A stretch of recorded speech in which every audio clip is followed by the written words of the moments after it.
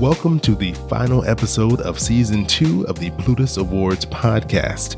I'm your host, Chris Browning, and I have been thrilled to be joining you all throughout this season. And I'm proud to be a part of this community that is filled with hundreds of stories from creators and entrepreneurs just like you. Through this podcast, we share these stories from bloggers to podcasters, writers, speakers, and more. And now let's meet today's guest that'll help us wrap up Season 2. Hi, my name's Saul-Sehy. I'm the creator and co-host of Stacking Benjamins and Money with Friends, among other things. We started Stacking Benjamins in 2012, and Money with Friends in 2019. I started podcasting because at the time, I didn't think it was light enough. I didn't think it was fun enough. We weren't having fun with money. So I decided there was room for a show, and that's how Stacking Benjamins was born. All right, Joe. So podcast of the year in 2014 and 2017. And then you said, that's not enough. I want another award. And you won Best Co-Hosted Podcast in 2018. That's a lot of gear you got going on over there. Yeah, we've got our share of awards, an embarrassment of riches. I feel very lucky. It was very flattering. Well, I mean, it's well-deserved. It's well-deserved. And all these were for Stacking Benjamins. And I think it just shows you have a very well done, well produced, well thought out show that despite your best efforts still teach people a lot of things when it comes to finance. And I mean, you guys are, I consider both of you very trusted sources in the finance space. It has to be good, like getting validation when you're recognized and people are saying, hey, we really do like what you're doing. It's not just, your friends and your family who are telling you you're actually good. Yeah, I love the community validation is obviously very nice, and that is great. But what's funny is that I get an even bigger thrill when I just hear that somebody's listening, probably like you do, Chris. When you get an email from somebody that says that you changed the way that they think about money. And especially during the downturn that we've had lately, people saying that they have a much more long-term view and that they're going to be okay. Like if I can help 3 or 4 people do that, that's awesome. Don't get me wrong. If we win awards too, fantastic. That's the hope, right? That not only is someone listening, but they're actually getting something from what you're putting out. Because you sometimes you don't know. You don't always know, and it's always great when you get that feedback from someone who actually takes the time out to say, "Hey, thank you. This helped me." Because they really didn't have to say anything because they just listened and then moved on with the rest of their day. Well, especially since our show, as you mentioned earlier, is based on the science of play. I think sometimes in the past we've been misinterpreted that we're not teaching anything at all. Even though we joke that we're not teaching anything, we really, really are. But I learn much more when I don't feel like I'm teaching or when I don't feel like I'm learning. I learn a lot more when I feel like I'm just having fun. I'm a big fan of board games, and there's a board game that I like called Power Grid. And in that game, you're building utilities across the country. And so you've got coal power and oil power and wind power and solar and all these other things. Well, I don't learn anything about any of that power as I play the game, but I do know that coal plants, very cheap to build, but I know that buying up all those resources gets more expensive as the game goes on. Wind power, very expensive up front, but costs me nothing to operate. It's all based on the wind. So there's just this little tiny sliver. So I don't learn anything playing the game, but I'll tell you what happens now. When I'm looking through headlines and I go into headlines about energy, I always stop. And now I'm very interested in energy and how it works because of the fact that it started off with a little play. And so that, more than anything, has always been our goal. If we can give somebody an idea about the stock market or budgeting or paying off debt or whatever, make it very playful, that when they come across the harder edge stuff that a lot of our friends, are working on very much better than I ever could, that they'll be that much more interested and they can go deeper. I have 2 things to say from what you just said right there. One, if you all don't know, Joe knows a lot about board games. So if write down the name of that game he just mentioned, because I'm pretty sure it's going to be a great game. I don't think I've known anyone who has played as many games or owns as many games as Joe does. I don't know about that, but yes, I play my fair share. We have game night here in the basement. Andy Hill from Marriage, Kids, and Money lives right down the road. Kat Alford, who many people know from the community. Kat has not come to game night, but her husband comes. So Jonathan, her husband, comes, and we have with a few people every other week. Well, before this, we had every other week. Now we're playing board games electronically, sadly. It's a different world. It's a different world we're in right now. Yeah. But the second thing was, I love your approach that you said you learn more when it's not forced down your throat, essentially, when it's fun, when you're enjoying what you're hearing, you're enjoying what you're experiencing, and it makes it easier to take in the information, even though you don't even realize that you're learning something. That's hard to do. It's hard to be entertaining, but also educational at the same time. But then also there's a lot of thought that goes into that, and the approach that you take to building your show and making it something that's approachable, but also you find a way to kind of sneak that knowledge in there at the same time. And so I have to assume that this didn't happen by accident, that you made intentional effort to construct your show this way. It has been, we've tweaked and tweaked and tweaked the show. And I'll tell you where it started. When OG and I began the show, we had this alpha listener who is a friend of ours. And it's funny because it's a guy named Doug. And now Doug plays a part in our show, my mom's neighbor, Doug. But initially he just listened to the show as a friend of ours. And I think everybody needs this kind of listener, Chris. You need somebody in your corner. At least I do. Somebody that has a little bit of a Gordon Ramsay personality, like the chef guy that goes into restaurants. And, if you ever watch that show, the first half, he's kind of in their face, but the second half, he's still in their face, but you know that he loves the restaurateur and he's trying to make the restaurant succeed, but he's got to kind of break through. Doug is that guy who I already know Doug loves me. I know that Doug is a guy who's in my corner. Doug would always, after every episode early on, he would dispense with, he wouldn't give me any of the positive stuff. He would just say, don't understand why you did that. Don't understand that. I don't know why you did. And it forced me to think very critically about our show. I was a guy who was a little bit funny, knew a bunch about finance because of my background, but I needed to start studying comedy. And I needed to start studying how good interviewers work. And our interviews are so short that we don't get a lot of, not many people talk about our interviews because it's only a small part of the show. But because it's a small part of the show, it was going to have to be impactful in a hurry. We don't have an hour. I've got 15 to 20 minutes with somebody. So I really had to spend a lot of time on these areas that were these glaring problems where, I thought dad jokes were kind of funny, but they had to get a lot better. And so we did. We began studying comedy. We began shaping the show, and I had to look for inspiration. And one place I really like, there's a book by a guy named Austin Kleon called Steal Like an Artist. And Austin actually has 3 great books. But what I love about Steal Like an Artist is that anybody who's creating anything, it's on the back of somebody else's work. So think about things that you really love and admire, morph it into you. Like don't, as Austin says, don't rip it off, but take it and make it yours and riff on it. And as an example, I like the vibe of Jimmy Fallon or any of the late night TV shows. And so we changed our opening theme to sound a lot like a late night TV show opening theme. We gave Doug had a small part on our show, and his job was to disguise the mid-roll, the advertisement in the middle of the show, but with a trivia question. I really didn't care about trivia. I've listened to podcasts for a long time, and I hate it when you're in the middle of a conversation, a commercial starts. Oh yeah. That's so annoying. I know. So I wanted this natural break. And having a trivia question in the middle of the show where you have the question and then give people a little time to think about it. And then the answer was the device we used so that I could put a mid-roll right between, the two of those while people thought about it. But we moved Doug also to the front and made him kind of our announcer guy. Plus I had this problem, and this is a little bit of listening to feedback on iTunes and other places when people give you negative reviews. Some of the reviews that people gave us was, your show has all these different segments. You just got to cut some because I don't know what's coming next. And then I'd ask people, I'd say, well, what do you want me to cut? Because I don't really know what to cut. I like them all. And everybody said that, gave us this feedback that we could talk to. You couldn't do this on iTunes, but when I brought it to other people, they'd say, yeah, I don't know what to cut either. So instead, what we had to do is Doug's primary role at the beginning of our show is to tell people that the show is going to have segments and there's going to be a lot of different things happening. It's going to be much more of a circus. Because I think people, especially in finance, people come to our show expecting one topic or expecting one long interview.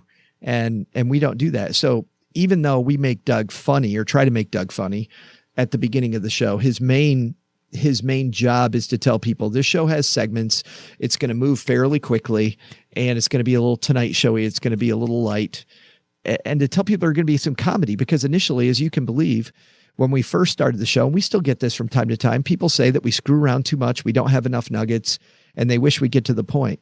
Well, we changed our cover art to be a bag over OG's head so that you knew that. We changed the description of the show wherever you see it so that the description shows that this show is going to be very light and it's going to have a lot of stuff going on. In fact, at the end of our description, it says you'll like the show if, you won't like the show if, just to try to get people even more. And then we always start with live from Joe's mom's half-finished basement. It's the Stacking Benjamin show. I'm Joe's mom's neighbor, Doug.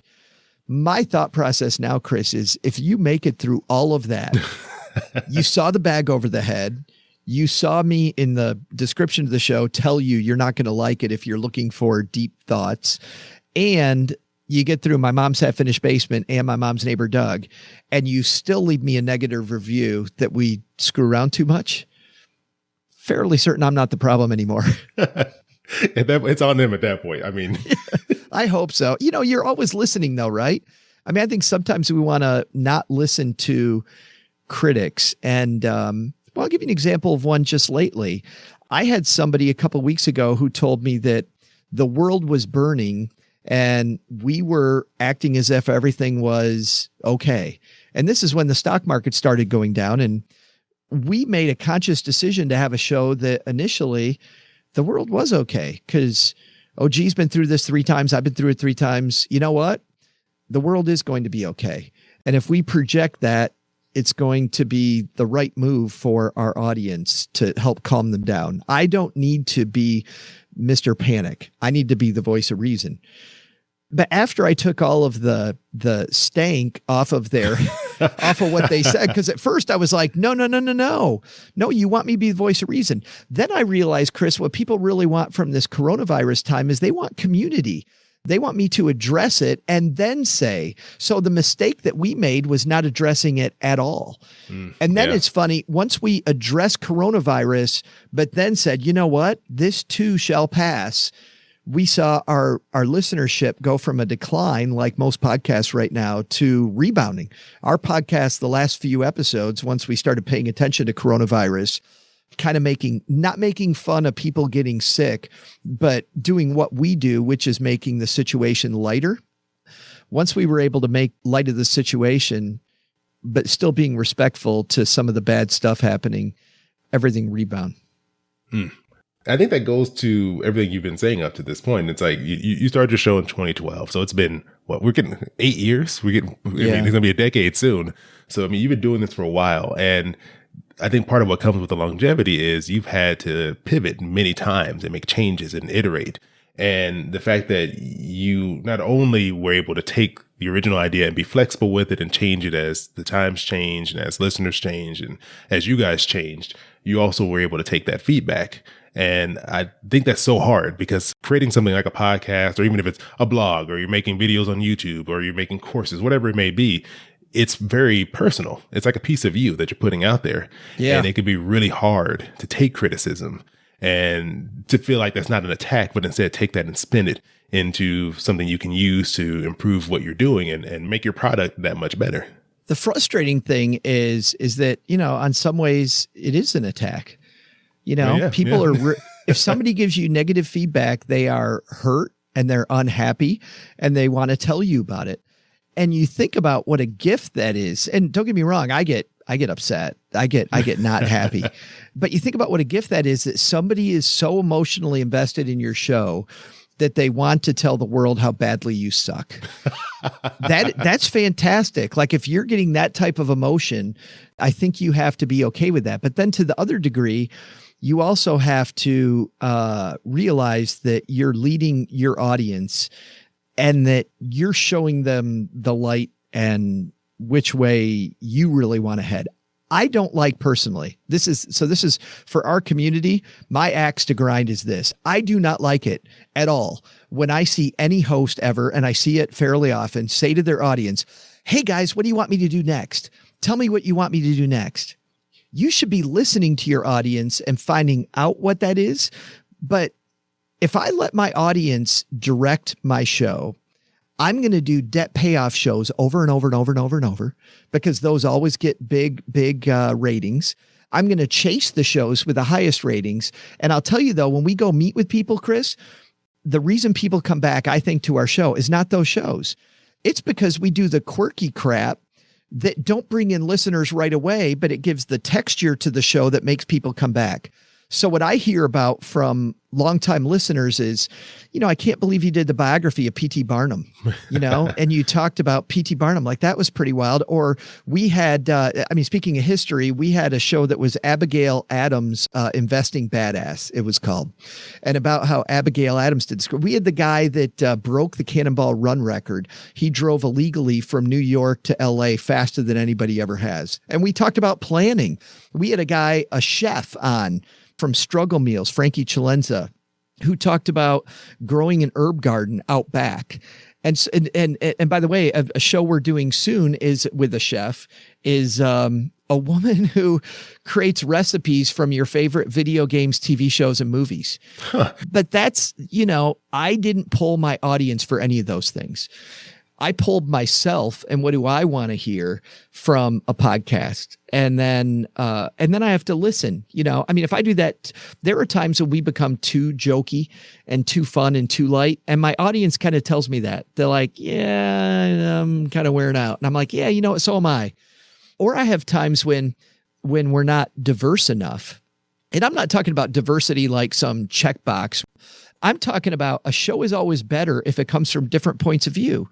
So if I have 4 50-year-old white guys on in a row, it's not that they're all 50 and white. It's that I get the same kind of general life view from 4 shows in a row.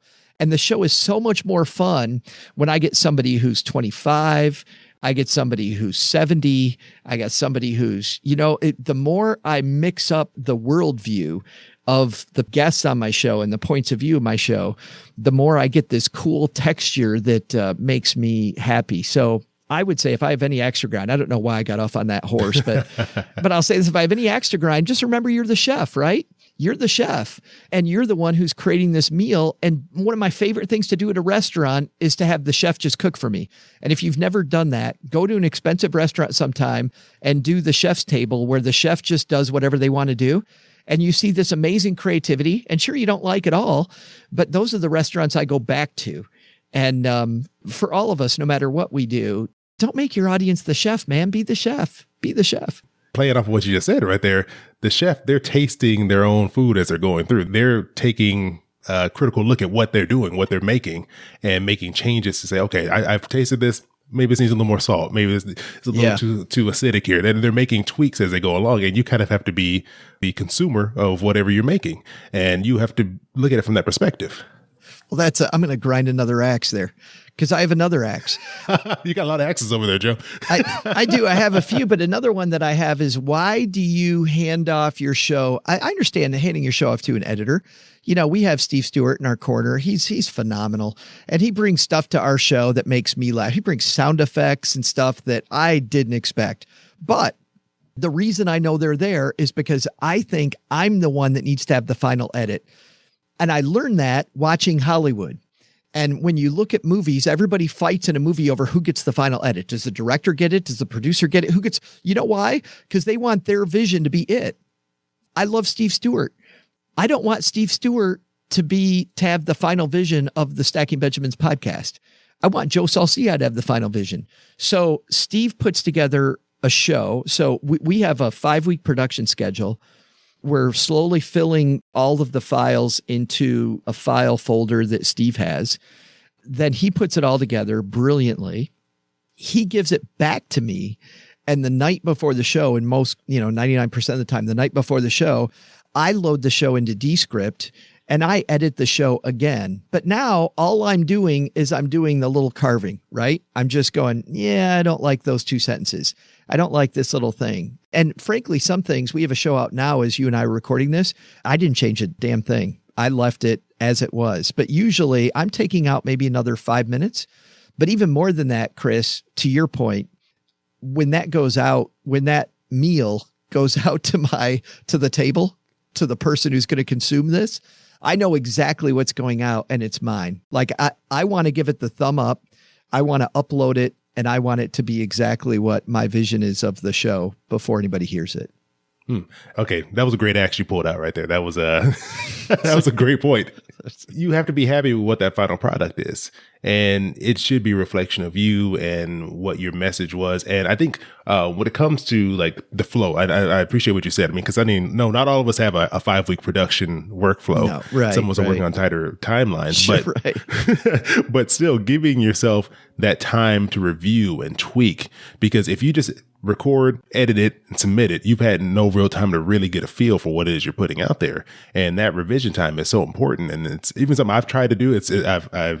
I'm a serial procrastinator, Joe. And there's many times I'm up the night before an episode goes out editing it.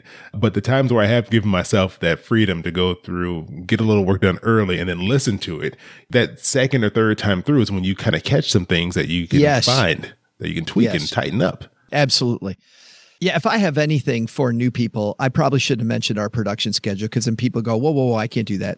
I think the important things to know are, I would tell new people to edit the show yourself at first, just because then you get used to pulling out ums and ahs. You get used to feeling the flow of your show and kind of dictating it. Where do all the pieces go yourself? And you get used to that in a comfortable way. That's the first thing. The second thing is that final cut. I would always do that. And then the third thing is look at the diversity of your show, and not just the people that are on it, but the diversity of topics. Somebody used this phrase. It might have been Disney, probably, but they talk about surprise and delight your audience. I want to surprise my audience. I want to delight them. I always used another term, messing with their head. I want to mess with my audience head. I want them to come to Monday, Wednesday, or Friday. They don't have any clue what I'm going to do next. They know what the format's going to be, because it has to feel comfortable. It has to be the same thing. There has to be like a warm blanket. So there's that comfortable part, but it also has to be something that makes them go, wow, I didn't think they were going to do that. I can't believe they did that. Like, I want to try to do that every show. It's great because it can be so nice to have a routine and outline of flow to your show, but it's very easy to fall into a rut and fall into a very predictable pattern.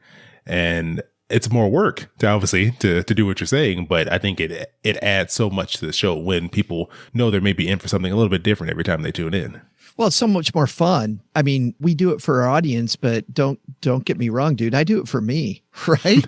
I mean, we're on show like 900. So if I'm not doing it for me, you know, we've got this funny. We started doing fake commercials for when we don't have advertisers, and creating fake commercials now is the funniest thing. We have such a good time. We've done different languages made easy by listening to Stacking Benjamins. We did Stacking Benjamins in the can. You know how you can get like a model or something in a can? Well, you could make your own Stacking Benjamin show in a can. We did like an ambulance chaser commercial. I watched this ambulance chase. Speaking of Austin Kleon and stealing like an artist, this is an example. I'm upstairs eating my lunch, and I always just turn on the TV for a few minutes. And there was a commercial with an ambulance chaser attorney. And the guy's name was, I don't even need to say his name. He goes, I'm so-and-so, and come to my practice where we treat you like family. I'm like, you don't treat people like, no, you're an, I mean, but it sounded so homey. So we made a commercial about Stacking Benjamins where we treat you like family. We're nice to you until you leave the room, and then we talk about you behind your back.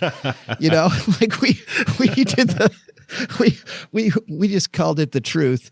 We have a new one. People know that a lot of the fire movement is big on VTSAX, this total stock market index fund. So we were having a team meeting and came up with this. I'm like, what if we could riff on that? Like VTSAX, what if we could find something better, something more salacious? And we realized we have a new one, VDSEX.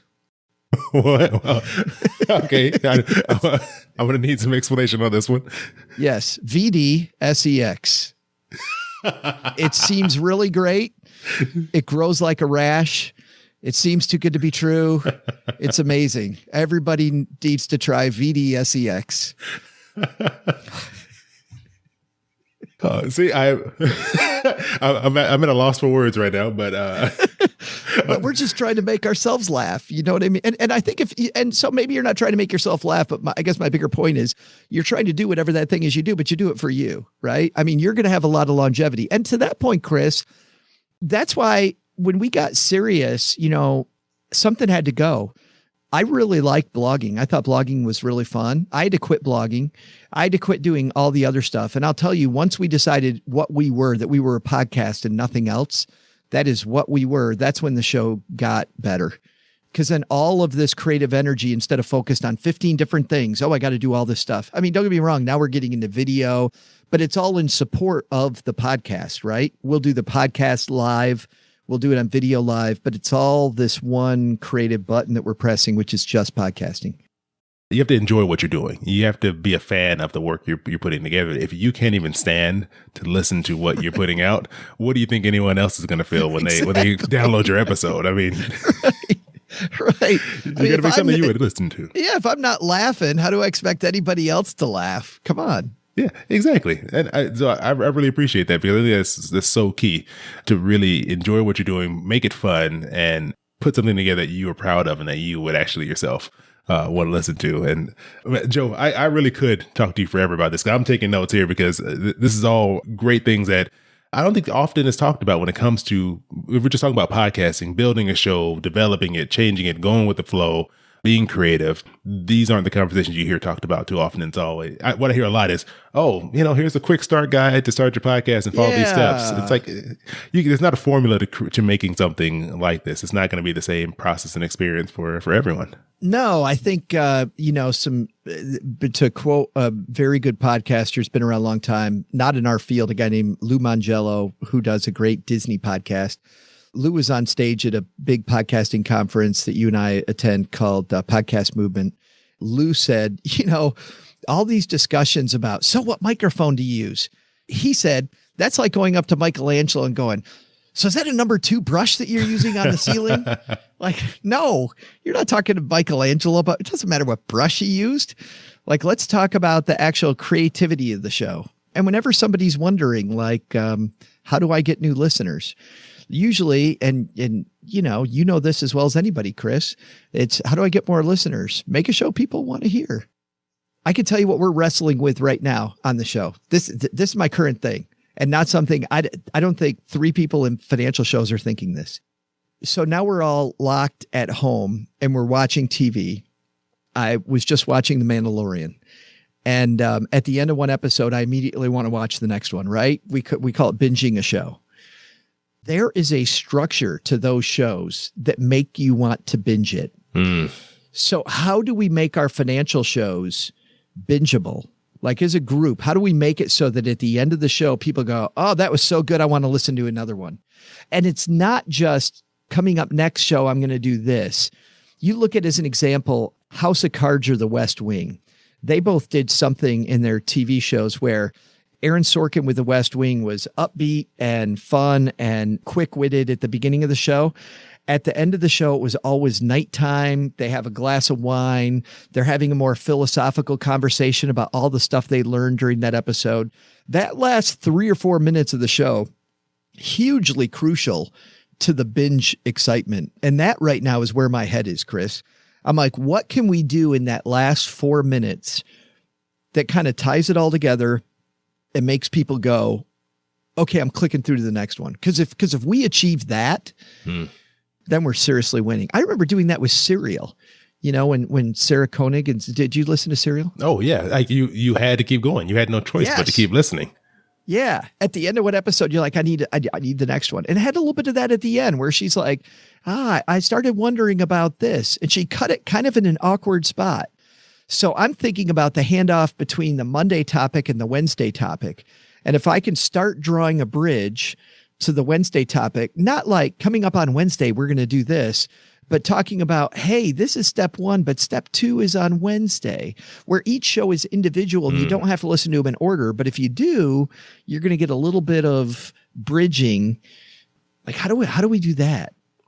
See, that's brilliant. I'd never even thought about that because, a show, even if it's a movie that is going to be part of a series, they find a way to kind of just give you enough to where you're intrigued. You're like, okay, all right, what is this? And then they cut it. Yeah. They're like, okay, well, if you want the rest of this, you got to come back next time. And see, it's little things like that that I believe have been why your show has been so successful and why it continues to grow and evolve over the years and still be one of the most popular shows out there after 8 years. Where, I mean, that's hard to do. So Joe, I got a lot of notes here. I got some review to do of my own show and what I've been doing. But I really appreciate it. Your show's great. Shut up.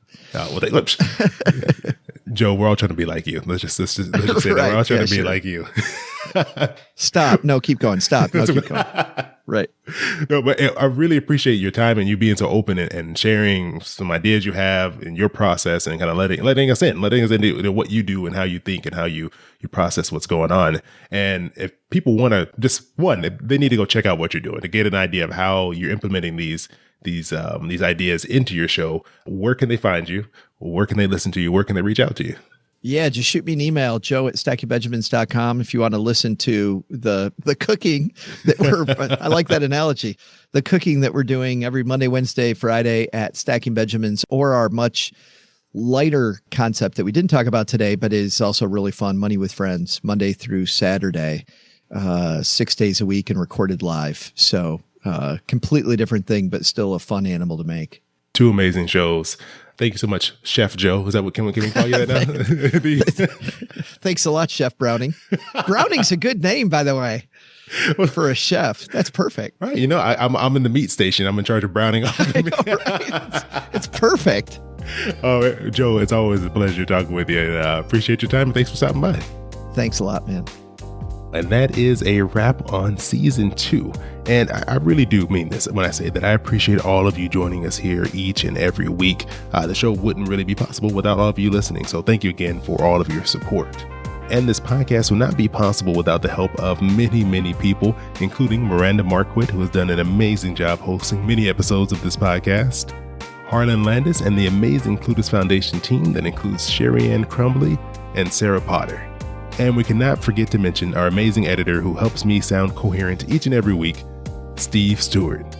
We will be back soon with season 3, but until then, if you're not already subscribed, make sure you hit that subscribe button so that way you can catch the new episodes when they come out, or you can just go back and check out our back catalog of episodes from season 1 and 2. As always, if you want to learn more about our guests and the Plutus Awards podcast, visit plutusawards.com/podcast or follow us over on Instagram at Plutus Awards. Again, thank you all so much for joining us here throughout season 2, and remember to keep creating.